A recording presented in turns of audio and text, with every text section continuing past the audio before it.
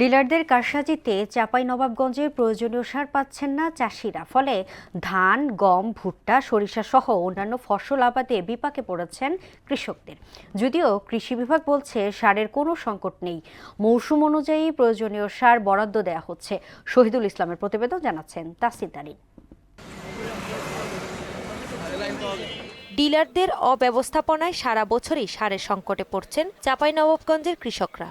প্রয়োজনের তুলনায় অনেক কম সার সরবরাহ করে ডিলাররা, কিন্তু দাম বেশি দিয়ে খুচরা বিক্রেতাদের কাছে মিলছে প্রয়োজনীয় সার বলে অভিযোগ কৃষকদের। লাগবে 5 বস্তা, ধরিয়ে দেয় 1 বস্তা।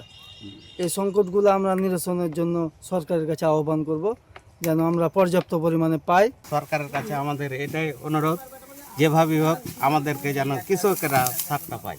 আমরা পর্যাপ্ত পরিমাণ সার পাচ্ছি না, দোকানে গেলে আপনার দাম অনেক বেশি। কৃষি জমিতে সার দেওয়ার জন্য সার আনতে যাই, তখন আমাদের ডিলারদের কাছে যেতে হয়।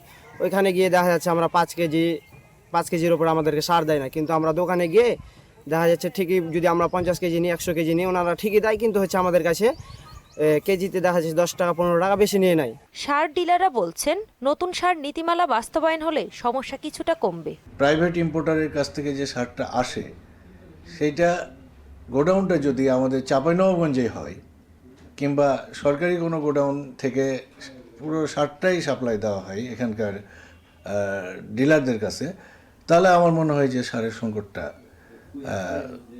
অনেকটাই কমে আসবে। কৃষি বিভাগের দাবি, সারের প্রয়োজনীয় বরাদ্দ রয়েছে জেলায় এবং সারের কোনো সংকটও নেই। কৃষকরা যাতে ধারাবাহিকভাবে সার কেনেন সেই অনুরোধ জানিয়েছেন এই কৃষি কর্মকর্তা। সরকার নির্ধারিত মূল্য দিয়ে যেন তারা সার নেয়, তারা যেন অতিরিক্ত দাম দিতে না যায়। যদি কেউ এরকম কোথাও লক্ষণ করে আমাদেরকে জানালে আমরা তাৎক্ষণিকভাবে ব্যবস্থা নেব।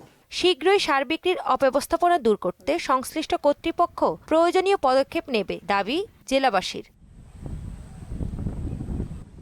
তাহসিন তারিন, মোহনা সংবাদ।